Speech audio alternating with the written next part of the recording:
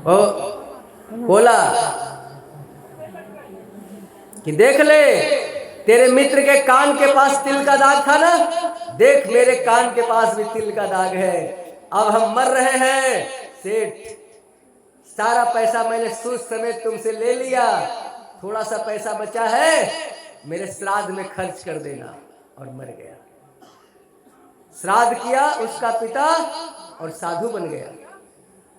घर द्वार तो गिरवी रख चुका था, दरवाजे दरवाजे पर जाता था और अपनी कथा सुनाता था कि देख भैया, हमने अपने मित्र से बेईमानी किया था, उसका परिणाम हमें क्या मिला। इसलिए आप लोग से भी निवेदन है, किसी का कुछ बेईमानी मत करना।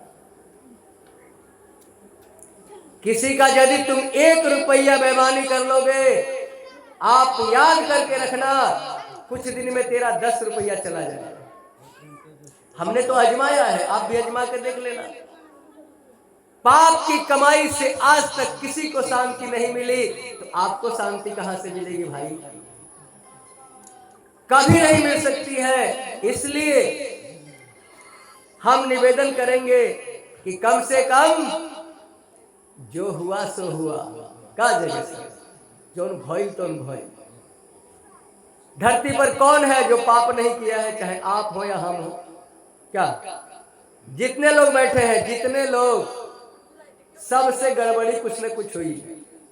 कुछ किसी से अधिक हुई है, किसी से कम हुई है। अरे जब रत्नाकर नाम का डाकू वाल्मीकि ब्रह्म ऋषि बन सकता है क्या? आम्रपाली वो नाचने वाली जब बुद्ध की शिष्या बन सकती है, अंगुलीमाल डाकू जब संत बन सकता है, तो हम लोग तो उतने बड़े पापी नहीं है ना। लेकिन भैया तिगड़मबाजी को छोड़ो, बहुत हो गया, अब कब कितना, बहुत हो गया। इसलिए अब हम लोगों को सुधर जाना होगा। और जानते हैं, हृदय से भगवान को एक बार पुकारोगे इस घोर कलयुग में, तो भगवान आपकी सुनेगा। इस घोर कलयुग में सच कहते हैं, हम अपने हृदय की बात कहते हैं। आपको पुकारने नहीं आता है, भगवान को 1000 बार पुकारने की आवश्यकता नहीं पड़ती। एक बार हृदय से पुकार लो कि नाथ हम तुम्हारे हैं, तुम हमारे हो। हृदय से। एक सच्ची घटना सुन लो। एक सीधा साधे ब्राह्मण थे, सीधा साधा, उनके अंदर कोई कपट नहीं था, सीधा साधा भोला भाला। और जब भी भगवान मिले हैं तो सीधे साधे भोले भाले को मिले हैं, वो 3-4 वाले को परमात्मा नहीं मिले हैं भैया। 3-4 वाला जब सरल सरल, 100 मने सीता, रो मने राम, अल्लो मने लक्ष्मण, सीता राम लक्ष्मण। सरल बन जाओ भैया, सीताराम लक्ष्मण मिल जाएंगे। क्योंकि प्रपंची को कभी परमात्मा की कृपा नहीं मिलती। नीम का पेड़ बोओगे और चाहोगे कि आम का फल मिल जाए, कैसे मिलेगा बोलो? ऐसा हो ही नहीं सकता है कि बबुल का पेड़ लगाने वाला उससे गुलाब का फूल ले ले। कभी नहीं होगा, कभी नहीं होगा। इसलिए 2 नंबर के कमाई से आज तक इस बाखरपुर में भी किसी को शांति नहीं मिली, तो हमें और आपको कैसे मिलेगी बोलो? नहीं मिलेगी। ईमानदारी से जीना हम लोग शुरू करेंगे, धीरे धीरे हमारा जीवन सुधर जाएगा और परमात्मा हमसे इतना सुंदर काम करा लेंगे, इतना सुंदर काम करा लेंगे कि हमारा जीवन धन्य हो जाएगा। एक सरल व्यक्ति की कथा सुन लो। एक सच्चे ब्राह्मण थे। एक दिन गांव में कुछ होते हैं ना मन चले लड़के, बदमाश, जिसको कुछ लोग आवारा भी कहते हैं। लड़कों ने उस पंडित जी को बुलाया, पंडित जी प्रणाम। पंडित जी तो निर्मल हृदय वाले, अरे खुश रहो बच्चा, खुश रहो। पंडित जी चलिए, आज आपको हम भोजन कराएंगे, सकरात का दिन है। पंडित जी बोले चलो। चल दिए भोले भाले ब्राह्मण देवता। लड़का लोग ले गया, अब पंडित जी के सब्जी में मांस मिला के खिला दिया। अब खिला के तब क्या पूछता है कि पंडित जी ई तरकरिया कैसन लगल है? अरे बच्चा मत कहो, एकदम बहुत सुंदर। क्योंकि संत महात्मा किसी भी चीज को खराब नहीं करते। सूखी रोटी भी खिला दो, पूछोगे तो बहुत सुंदर, बहुत सुंदर। लड़का लोग कह दिया पंडित जी जो सब्जी तूने खाई थी ना उसमें मांस मिला हुआ था। अब तो पंडित जी घबरा गए, थर थर कांपने लगे। लड़के लोग तो चले गए, भाग गए। अब पंडित जी गांव में घूर घूर के पूछने लगे कि भैया जो मांस खा लिया वो शुद्ध कैसे होगा, जरा बता दो। देखो अपनों से अपनी बातें हो रही है। यदि कोई हम लोगों के यहाँ मरता है तो हम लोग क्या करते हैं? जल्दी निकालो, जल्दी जलाओ का, जल्दी जलाने के बाद स्नान करते हैं, सारा कपड़ा फीस देते हैं गंगा जी में। याद रखो चिता में सूखी तुलसी की लकड़ी जरूर जलाना। चिता के धुआं से शरीर अशुद्ध होता है और जिस चिता में तुलसी की लकड़ी जलती है उसके धुआं से शरीर पवित्र होता है और पापी आत्मा भी वैकुंठ जाता है। तुलसी, यदि आपको भूत प्रेत का शंका है तो तुलसी के जड़ को, अतवार मंगल को तुलसी नहीं उखाड़ा जाता, अतवार मंगल छोड़ के एक दिन तुलसी को निमंत्रण दो कि हे माता हम आपको ले जा रहे हैं हमारा कल्याण करना। 5 सुपारी से निमंत्रण दे दो और दूसरे दिन उखाड़ के ले जाओ। उसके जड़ को चांदी के ताबीज में डाल के हाथ में या बाह में पहन लो।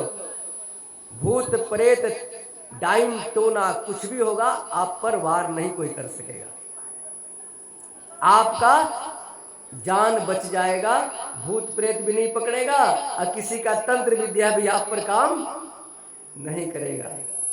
यदि आप चाहते हैं कि हमारे घर में बरकत हो तो तुलसी का छोटा छोटा पौधा गमला में लगा के छत के ऊपर रख दीजिए चारों तरफ। और छत नहीं है तो चारों तरफ ऐसे थोड़ा ऊंचा ऊंचा जगह पर रख दीजिए और रोज पानी दीजिए हरा भरा के लिए, तो आपके घर में शांति तुरंत आ जाएगी। तुरंत आंगन में तुलसी का पौधा रहना चाहिए। तुलसी मैया को नहीं रखिएगा तो काम बनेगा नहीं, बिगड़ जाएगा। जिस घर में तुलसी का पौधा होता है उस घर में बीमारी कम होती है। यदि आप चाहते हैं कि भगवान जल्दी प्रसन्न हो जाए, करके देखना, ये सब करने के लिए बता रहे हैं। तुलसी की सूखी लकड़ी थोड़ा इकट्ठा कर लो, जुटा लो और जुटा करके एक मिट्टी का छोटा सा बर्तन, उसमें थोड़ा सा देसी गाय का दूध, गुड़ डाल के, अरवा चावल डाल के थोड़ा खीर बना लो। थोड़ा सा तुलसी का लकड़ी जला के भगवान जिस देवता की पूजा करते हो उस देवता को चढ़ा करके प्रसाद ले लो, जिंदगी बदल जाएगी। करके देख लो। तुलसी का 5-7 पत्ता रोज खाओ, बीमारी भगाओ। घर में गाय का घी नहीं है तो भैंस का घी, भैंस का घी नहीं है तो तिल का तेल, तिल का तेल नहीं है तो पिराया हुआ सरसों का तेल का दिया जरूर जलाओ संध्या के टाइम में। क्योंकि तेल का दिया जलाने से, घी का दिया जलाने से ऑक्सीजन निकलता है, घर में दम्मा, टीबी, कैंसर की बीमारी नहीं होगी। पहले इसीलिए तो हमारे पूर्वज लोग दिया जलाते थे ना बढ़िया से। अब तो आजकल क्या कहे माता जी लोग को, हाथ में दिया ले लेगी या फिल्मी गाना गाते हुए जय जय सर दिखा के रख। भैया ये कम से कम 25-50 ग्राम तेल जलाओ। और इतना जरूर करना, अगरबत्ती जो जलाते हैं अगरबत्ती जलाना बंद कर दीजिए। अगरबत्ती में बांस की लकड़ी होती है, बांस, और बांस को जलाइएगा तो जहरीला गैस निकलेगा। तो जहरीला गैस से क्या होगा, तो आपको दम्मा, टीबी, कैंसर की बीमारी होगी। अगरबत्ती जब जलाइएगा तो खांसी आता है कि नहीं अगरबत्ती के धुआं से हार्ट में जाता है और बड़ा बड़ा बीमारी पैदा करता है। अगरबत्ती जलाना बंद करो, धूप धूमना गुगुल घर में जलाना शुरू करो, रोग के कीटाणु मर जाएंगे, विषधर सर्प भी होगा, बिच्छू भी होगा तो आपके घर को छोड़ के भाग जाएगा। इसीलिए हमारे माता पिता सबसे पहले गोईठा पर वो धूपची सबके घर रहते रहे नो, पहले गोईठा पर धूप धूमना। अरे वही सिस्टम के अपनाए काम मना तो मर जाएगा। कुछ लोग कहेला प्रश्न करेला कि ये बाबा हमारा घर तक गैस चूल्हा आ गई, गोईठवे खत्म हो गई, अब धूप धूमना कैसे जलाए?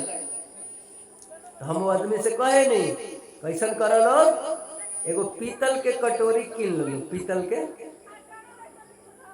आज गैस चूल्हा तनी बढ़िया से पोछ दो, पीतल के कटोरी ओकरा पे चढ़ा के गैस चूल्हा चालू कर दो और ओकरे में 5 बार भगवान के नाम लेके सुहा सुहा कर दो। अब ओतनो ना हुई तो का हुई, बोला लोग भाई, अब ये सुविधा का बताइए। दूसरी बात कि यदि आप बिना स्नान किए भोजन बनाती हो, याद रखना माता जी, 24 घंटा के अंदर पसीना से आपके शरीर में रोम छिद्र है, छोटा छोटा रोमा छेद है, वहां पर रोग के विषाणु हो जाते हैं, छोटा छोटा छोटा छोटा कीटाणु। कहोगे दिखाई तो नहीं पड़ता? अरे भैया थोड़ा सा माइक्रोस्कोप लगा के देखो, खद खद खद खद चलेंगे, ऐसे ऐसे लगेगा कि हाथ काट के फेंक दे। अब तो तुम बिना स्नान किए चली गई खाना बनाने, और गर्मी से सारे रोग के कीटाणु उड़ उड़ करके दाल सब्जी और भात में मिल गए। बेटा खाया तो बेटा का दिमाग टेंशन, पति खाया तो पति का दिमाग टेंशन, और सास खाई तो सास का दिमाग टेंशन। घर में डंडा चार्ज हो जाता है। जिस घर में स्नान करके भोजन बनेगा, भगवान का भोग लगेगा, उस घर में कभी दरिद्रता नहीं आएगी। पहले लोग बनाते थे।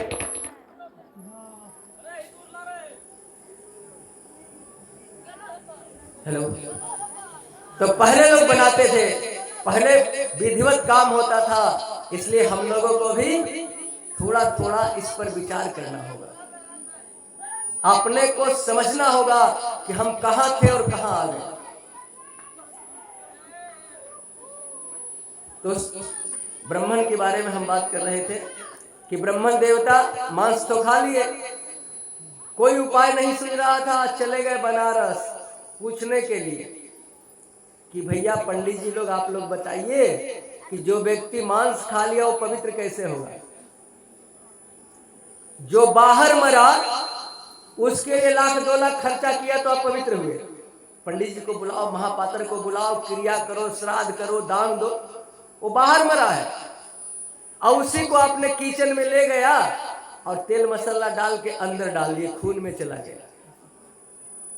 तो जो बाहर मरा उसके लिए 2-4 लाख खर्चा किए, और जो खून में मिल गया, विचार करो भैया। तब पंडित जी को ब्राह्मणों ने कहा, पंडित जी अब आपका एक ही उपाय है कि अब आपको इस शरीर को छोड़ना पड़ेगा। इसलिए यदि उस लोक को बचाना है तो इस लोक का त्याग कर दो। पंडित जी बोले कैसे? तो ब्राह्मणों ने कहा खौलता हुआ घी पी लो, तुरंत मर जाओ। बोले बड़ी कष्ट होगा, दूसरा तरीका बताओ। तो दूसरा तरीका बताया कि आग लगा दो लकड़ी में, बीच में जाके बैठ जाओ। दूसरा कोई उपाय नहीं। पंडित जी निराश होकर चले कि अब तो यही करना होगा। तब तक उसके गांव का एक आदमी बनारस में मिल गया। पंडित जी प्रणाम, कहिए कैसे आना हुआ? पंडित जी सब बताए। वो व्यक्ति बोला करे चलो एक महात्मा और है तुलसीदास जी 80 घाट पर रामायण लिखे हैं, चलो उनसे जरा भेंट कर लो। अरे अब तो मरना ही है तो उनसे भी भेंट कर लो।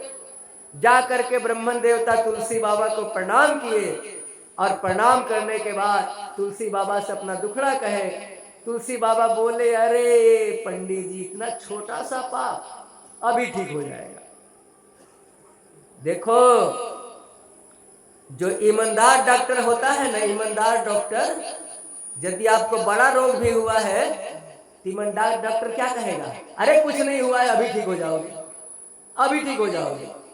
डॉक्टर ने कह दिया तो आपको आधा विश्वास हो गया, आधी बीमारी चली गई, आधा आपका इलाज करके ठीक कर देगा। और जो पॉकेट मार डॉक्टर होगा, आपको हुआ है खांसी, और चले जाओ उसके पास, जानते हैं क्या कहेगा? आपको कोरोना हो गया है। झूठो मुठो का चेक करवा के जमीन बेचवा के पैसा ले लेगा। हम ऐसे लोगों से कहते हैं, अरे भैया कफन में जेब नहीं होती, क्यों उल्टा पुल्टा करते हो? मत करो, छोड़ दो। कोई जिंदगी अपनी तुम्हारे हवाले कर रहा है और तुम उससे ऐसा गद्दारी कर रहे हो, मत करो ऐसा। नरक में भी जगह नहीं मिलेगा, क्योंकि वो तेरे सामने जिंदगी अपना। तुलसीदास जी बोले, अरे पंडित जी अभी ठीक हो जाओगे, जाओ स्नान करो। पंडित जी स्नान कर लिए।